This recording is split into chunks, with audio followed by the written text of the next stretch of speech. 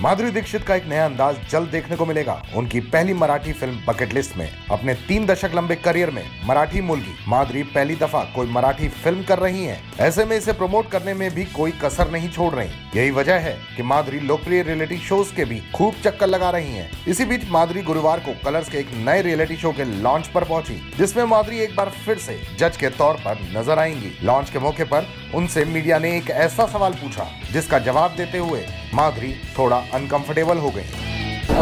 लेकिन कल कुछ ऐसे इश्यूज हो गए थे मीडिया के साथ, कुछ फोटोग्राफर्स के साथ, तो वो I don't know about that. तो जब मुझे मालूम पड़ेगा तो मालूम पड़ेगा। चलिए अब आपको पूरा माजरा समझाते हैं। दरअसल मुंबई के पीवीआर सिनेमा जुहू में बुधवार को बकेट लिस्ट की एक सेलिब्रिटी स्क्रीनिंग रखी गई थी, जिसे कवर करने मीडिया पहुंची हुई थी। मीडिया को पीआर की तरफ से जो इनवाइट आया उसमें रेड कारपेट कवरेज की बात की गई थी, लेकिन वहां पहुंचने के बाद मीडिया को कहा गया कि वो रेड कारपेट कवर नहीं कर सकते और उन्हें ग्राउंड फ्लोर पर लिफ्ट के पास ही जगह दे दी गई ताकि वहां से वो आते जाते सेलिब्रिटीज की तस्वीरें ले सकें। ऐसे में मीडिया वालों का नाराज होना लाजमी था।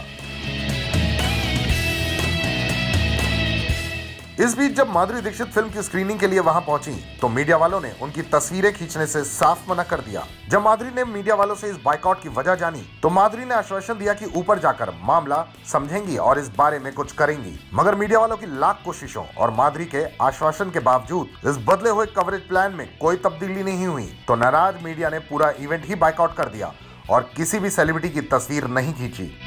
इस घटना के एक दिन बाद यानी गुरुवार को जब माधुरी डांस दीवाने के लॉन्च पर पहुंची तो उन्हें इस घटना की याद दिलाई गई और इस पूरे मामले पर सवाल पूछा तो माधुरी सवाल सुनकर असहज हो गईं और मीडिया के इस सवाल पर जवाब देते हुए कहा कि उन्हें इस बारे में कुछ भी नहीं पता।